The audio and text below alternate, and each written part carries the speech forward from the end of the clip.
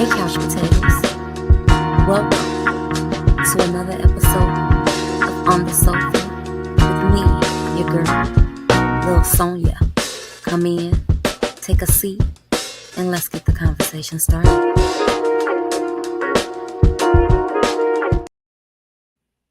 Hey, couch potatoes. Welcome to another episode of On the Sofa with your girl, Lil Sonya. And today we have a very special guest, Felicia Bradley, the founder and CEO of Cocoa&Onyx. I love the names, by the way. How are you doing Thank today, you. Felicia? I am doing wonderful. Thank you. And thank you for having me. Glad to have you, and thank you for being a guest. Felicia, I don't know if you had a chance to see any of the other episodes, but I like to ask my guests as an icebreaker to choose a number no greater than your current age and let the audience know when you're ready. Oh, great question. So a number, I'm going to say 28. All right, now, Felicia. Now tell the audience, how does the number 28-year-old Felicia tie into the Felicia that's sitting on the sofa with us today? At 28, I became a mom. And when you become a mom, you're no longer, well, most of us, you're not thinking about yourself. You now have another human being to be in charge of. And so you nurture and raise that child. I was 28 when I had my first, and how it ties into today is when you're an entrepreneur, when you're starting a business, it kind of feels like you're another baby. Not to equate a business with a human, but I think you get the point. And what I'm finding is that a business is a toddler for a long time. So if you don't want a toddler for a long time, don't start a business because it does require so much nurturing and care. So that's how it all ties in. Awesome. Felicia, give us a little background about yourself. Tell us a little bit about yourself. Yeah, so I am, you just learned I'm a mom. I'm also a dog mom. I've got about 2 decades in sales and marketing, which kind of lent itself to me starting this business. Let's see. Okay, so the Cocoa&Onyx is a pet accessory line of products, and I like to say I'm building a pet accessory empire. So I will introduce new products into the market in that space as the ideas come. Um, and let's see, what else about my background? I live in California. I was born in the Caribbean in Jamaica, grew up in Boston, moved to California as a young woman. And yeah, that's kind of a little bit about my background. I can also give you more info about the business background if you'd like. Yes, tell us a little bit about Cocoa&Onyx. How did you come up with the concept? Yeah, so I'm a dog mom, love dogs, So am I. and I had a dog. Yes, good, awesome. Love dog people. And so I had at the time we had a 6-year-old dog at home. My son graduated college, came home and said he was going to join the Marines.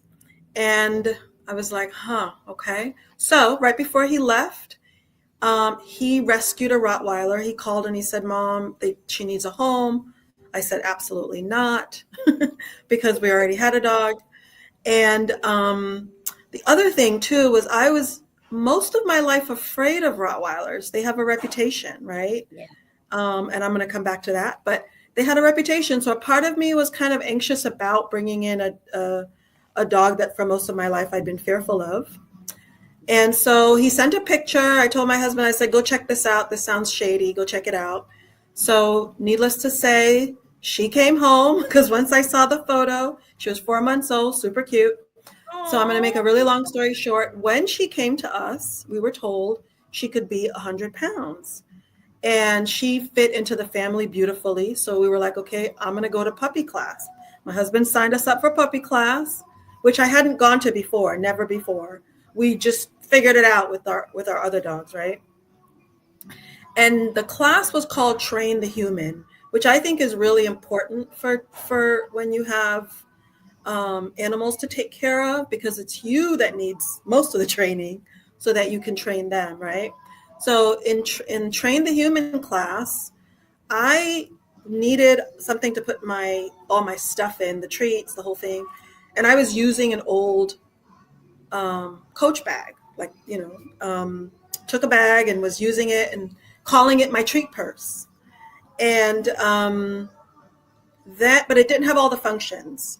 So I decided, after talking to a couple people and calling it the treat purse and all of that, I was like, I wonder if I could design something that would have all the functions and the fashion, because I needed it to be cute.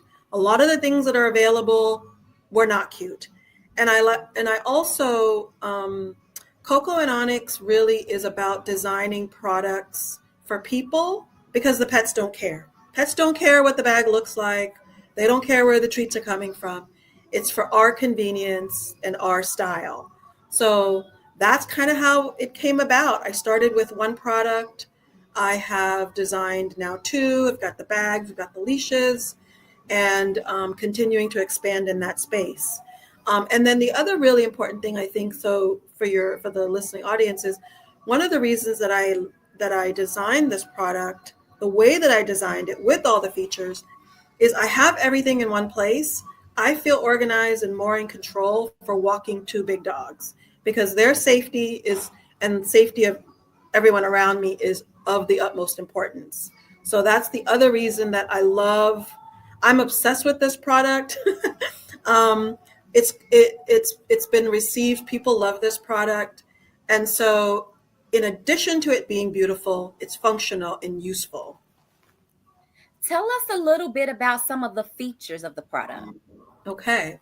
Okay. So and I have one. I think it might not be a bad idea for me to show it to you, Yeah, and then show I it. can walk you Let's through see it. it.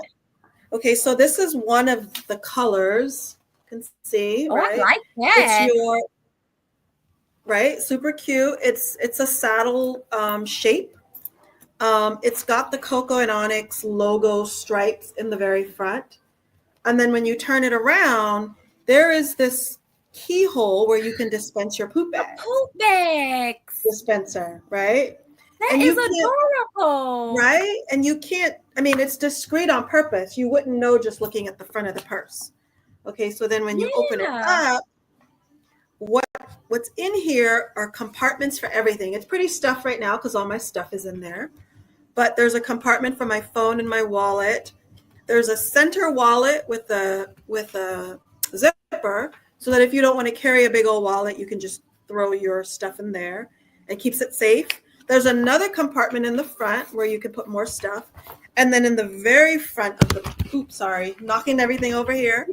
In the very front of the purse, there is a food safe compartment for treats. And that's where you would put Nice. your treats. It's easy to clean, it's wipeable.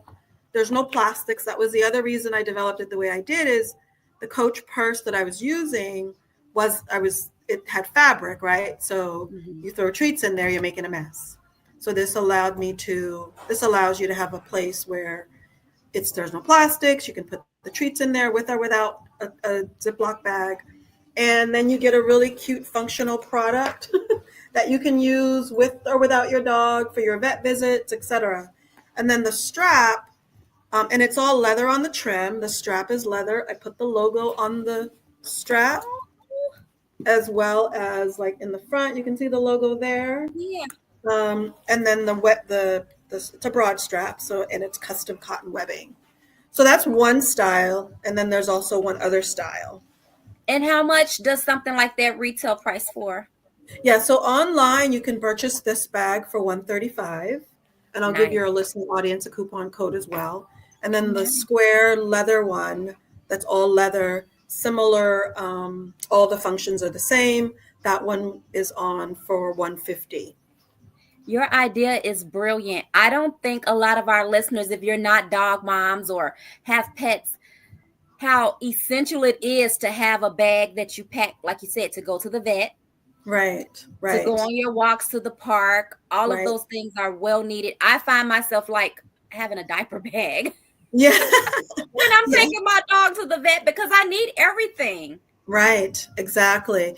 I mean, it's really great, to your point, for the vet, for, if you travel with your dog, if you're taking your dog to Starbucks, Home Depot, like I do, you get to have a place for everything that you need, all in one place. And it's cute. That was the whole idea. It needed to be fashionable and functional. It does. It looks like a high-end purse. Yes, It that was looks intentional. exactly like, yeah, it looks like a high-end, almost like a Coach bag. Yes, that was intentional. Because I was inspired. I mean, I'm a designer bag girl, so I was inspired by the so many of the designers create beautiful products, and so I was Yeah. inspired by that to create something gorgeous.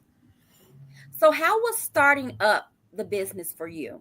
How was your startup? Yeah, yeah, great question, because starting a business takes, oof, I have to, when I think about it, it's like long nights, right? So that Yeah.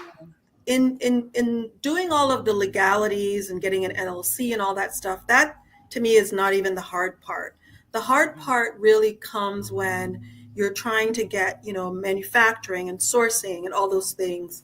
And so I hired a company out of Austin, and I'm going to give them a little shout out, called Gemba. And they helped me with the project management, right? So getting the designer to help pull the design ideas through, fine tune them, create the tech pack, find manufacturing ex-US, um, all of the things that feasibility and concept research, looking to see what the market will bear, what is available on the market, pricing, all the things. So that was really helpful. And I think that in anyone starting a business, if you're starting a business, you may want it to be a small business for a long time, but if you want it to be a growing business, then you want to bring people on board as soon as you can to help you with that process, so that um, do it the right way, set up your business the right way, and set yourself up for success. So I started by myself as far as getting, the idea, getting the sketching, getting that to someone to make a prototype. But then once I did all of that, I brought the project management team in to take it to the next level. At what point did you take it to the next level when you start hiring staff and bringing in a team? At what point in the business did you do that? Yeah, so I would say that was about 6 months into starting Oh, that I wow. brought on the project management team. Um, was it about 6 months? No, maybe about 7 or 8 months, actually, now that I think about it. So I brought them in once I had my prototype, and that way I could send that to them to say, okay, here's what I'm looking to mass produce or manufacture. Yeah, so I brought that. More recently, I brought in an operations team, and I'm looking to hire a part-time salesperson, maybe full-time. I'm looking to hire a salesperson because, like, I can't be everywhere, and when you're the CE everything, that's just not sustainable. I like So, the way you said the CE everything. and that doesn't work forever. Are you working on anything new? I am. So I'm staying in this vertical of pet accessories for people, because this is not for the dog, it's actually for the human. I've also designed a leash. I'm working on a harness. So I'm staying in this space, but I am working on additional looks. People have asked me for a pet carrier. They're asking for different Hmm. colors. So I'm working on all of those things. So you're really growing and expanding, right? Just quickly. It's moving fast, but that's also because I suffer from what I call how hard can it be, and then I learn it's hard. But I do like to move fast. I do. I think that once you get the momentum going, and you stay focused, that you can do it. You can definitely move fast, but you move smart, essentially. Yeah. Yeah, Yeah. yeah. How long have you been doing this? I started in August of 22 and launched the first product, last October, so about a year. Oh, wow. Yeah. Okay. And how's it been going for you within the year? Can you share It's with been our going viewers some well. of the ups and downs? Yeah, so the ups and downs, really, the beauty of having a product based business is that you get to put something out into the world, and for some people, it's a game changer and it's wonderful. The downside is nobody will know about it if you don't spend money on marketing. And so I find it super costly, and we all know the stories that for minority women and particularly Black-owned women businesses, it's really hard to get funding and get support and all of that. And I think it's sometimes even more difficult when you have a product-based business that's affordable luxury or luxury where it's not necessarily needed, right? Like it's great to have, but it's not going to save any lives. That's really a challenge, is making a case for why your product should be funded or has profitability. And I find that has been probably the biggest challenge, is getting the word out there that this product exists, letting people know of the value of it. For me, it's been a game changer. For me, it means security, comfort, convenience, all the things when I walk my dogs or take them out. And so to communicate that out there. I wouldn't say it's a complete challenge, but just getting the word out is definitely a challenge. How do you propose that you've overcome that challenge, or have you not? Is that a road you're still walking? Yeah, I think I'm still figuring that out. I mean, I've had lots of help. I had a marketing team that did a great job giving me some assets, but then it got a little costly. So then I had to rethink that, right? I'm currently working with a publicist who's amazing and helping me get into certain spaces like this. So I do think that you just keep finding what works, just keep looking. Don't give up on, like, if one thing doesn't work, just keep looking, keep trying to figure out what works best for your business. I think a lot of entrepreneurs, they do give up. Yeah. They Don't give give up. up. A small business is just a growing business. Don't give up. Where do you see Cocoa and Onyx within the next 5 years? That's a great question. Like I said, I'm building a pet accessory empire. So I see our products in small retail spaces, maybe large retail spaces, global. I've already shipped the product to, ex-US, Australia, England, Mexico. Nice. I'm looking for a global presence for this product and to play on the same playing field as some of the other more well-known pet accessory lines. I'll say this: when I first started working on the bag specifically, about a month in, some of the high-end brands came out with their pet accessory line, and it was really affirming to keep going, because the pet accessory market globally is like approaching $40 billion. Wow.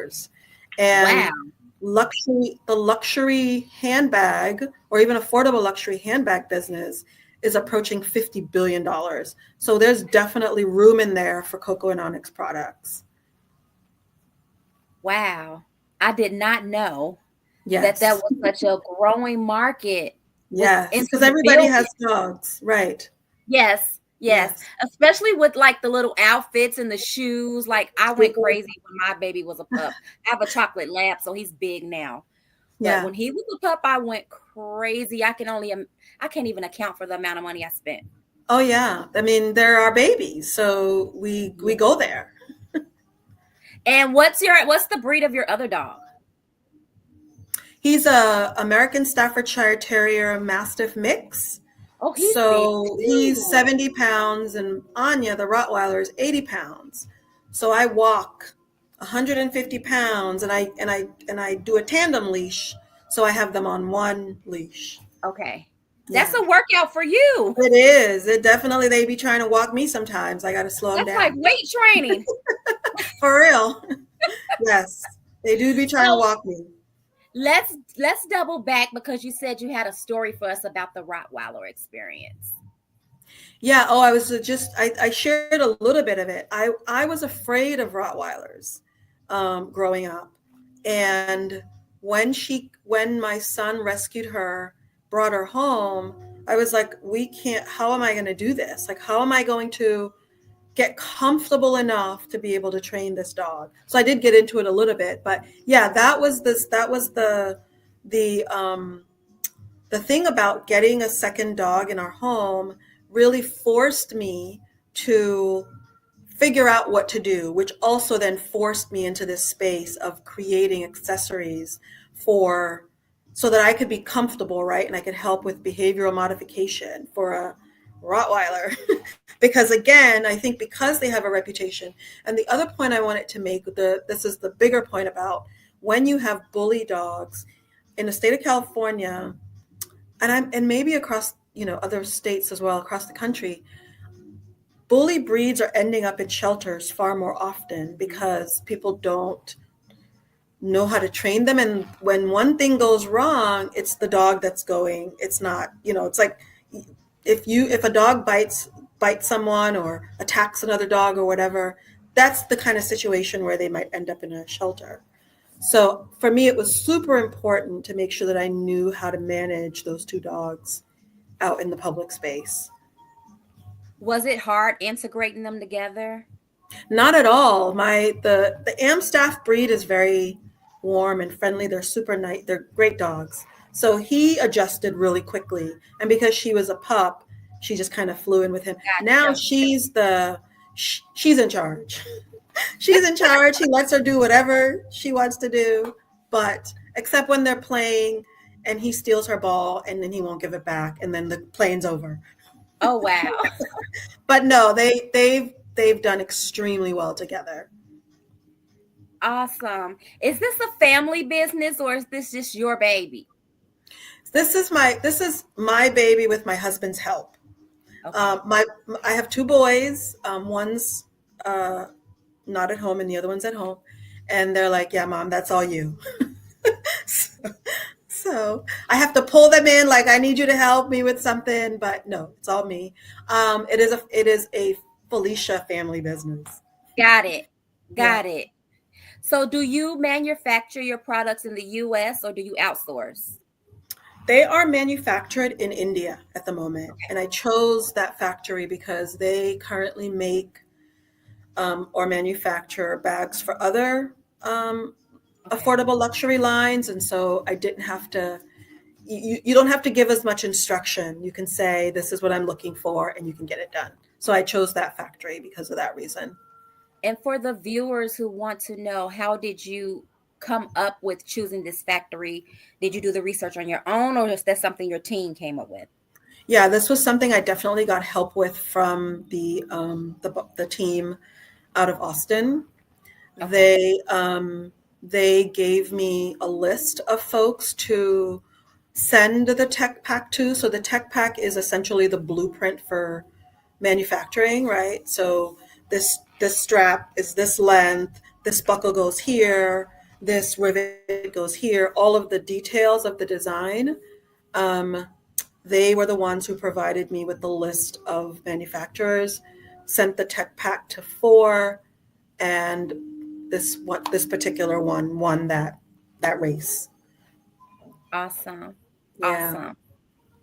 So you're online only, correct? I am online. I also do quite a bit of pop-up markets. I've traveled to several different areas, New York, Atlanta, LA. But yes, you can find me in my online store. The brick and mortar is coming, but it is not here yet.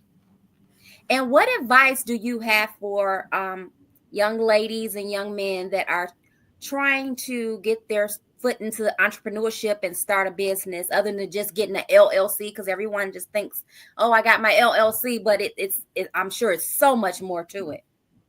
Right. I would say, looking back, spend about 6 months fine-tuning your plan. Don't spend too long because you do want to get started.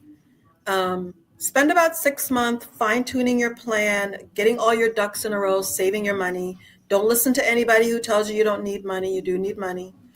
I think running out of capital is probably the biggest detriment to small businesses. Mm. So get your money together. Get involved in your small business development center if you have one in your area. Okay. Get an advisor.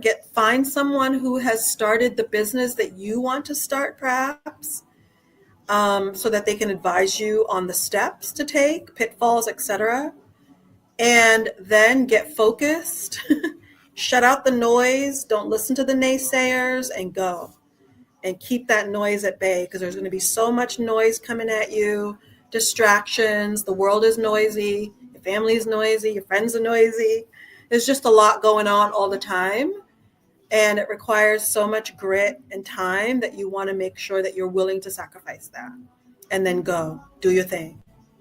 What's your opinion on gatekeeping? Because you mentioned find someone that is already in the business that you'd like to begin. Hmm. And Hmm. oftentimes, a lot of people like to gatekeep. What's your Yeah. opinion on that? Yeah, I mean, you're gonna have that. You put them to the side and find someone else, or figure out a way to, get around that. But gatekeepers, once a gatekeeper, it's really hard with those folks. Mhm. Folks, not everybody wants to share. So put them to the side and find someone who's gonna open that door for you. Keep looking because they exist. Have you experienced any of that gatekeeping in your journey down this You road? know, I don't think so, only because if I encounter it, I usually pivot real quick. Mhm. Like, so I don't spend too much time trying to figure out how to get around it. I'm like, let me pivot and find another way to get this done because I've been in sales and marketing for so long that you don't hear no after a while. You just keep going. You just Yeah. figure it out. I also like to think of myself as a problem solver. So I see a gatekeeper as a problem, and solving it just requires me to take a new direction. I like that. Yeah. I like that. Okay. Well, Miss Felicia, our time is almost nearing. Is there anything else you want to add or tell the audience about your product and what you got going on? Yeah, so as far as the product, I mentioned already, the product is online. I love to get it out there to folks. I'm going to give the listening audience as well the holiday code to get your Okay. discount. So the code, if you purchase it online, is holidays with an S, 24 for the year. Again, that's holidays 24, and that'll give you a nice little 25% off your online purchase Nice. so that you can buy it by yourself and gift it to all your dog mom friends. And I do like to tell folks this is an everyday purse. So if you don't have a dog, it doesn't mean you can't have it. But when you do get a dog, then you have all the dog friendly conveniences. Because it's very fashionable and it does not look like a dog mom accessory. It does look like a everyday high-end fashion purse. Absolutely. I'm at a conference today, and one of the ladies, she's like, "Oh, I have your bag, and I don't use it for my dogs. It's too cute." I was like, How "That's does all that make good." you feel when Yeah, someone comes up to you and they've purchased your product and they're in love with it? How does that's the that make you best. feel? Yeah. Yeah, it's amazing. It's happened to me several times, and it's so affirming. I love it because that was the intention. I wanted to create something beautiful that people can love, and it's great when I get that feedback. I love it. Well, Felicia, give us your website so that they can go online and browse your site and make some purchases. Yes, absolutely. So it's cocoanyx.com. That's COCOAONYX.com. And the one thing I do want to share is Cocoa Onyx are my dog's colors because it's black and brown. And it's also that's symbolic for so many reasons, right? That's like ode to us. The Yes, name of the company is essentially black and brown, Cocoa and Onyx. I love it. That's beautiful. I see Yeah. so many great things happening for you. Like, I've never seen such high-end fashion accessories for a dog mom or a dog dad. And I think you're going to go all the way. Thank you. I love that. I appreciate All the it. way. Awesome. Thank you. And I'm going to purchase me one of those bags ASAP. Excellent. Yes, Can't wait to ma'am. ship it to you, and I'll add a little something extra in there for you. Oh, thank you. Thank you. Thank you. Yes. Well, Miss Felicia, I want to thank you so much for being a guest on the sofa. If you have no last words, we're going to get out of here. My last words are thank you. Thank you for creating this space for entrepreneurs, for folks like Yes. myself to share, and I appreciate you. Yes, ma'am. All right, Thank you. folks. Well, that was Felicia Bradley, founder and CEO of Cocoa and Onyx. Go check her out. Go check out her website. Make some purchases. Let's give her a Merry Christmas this year. Thank you. And happy And holidays. thank you. And All we're right. out of here, guys. Bye bye. Bye.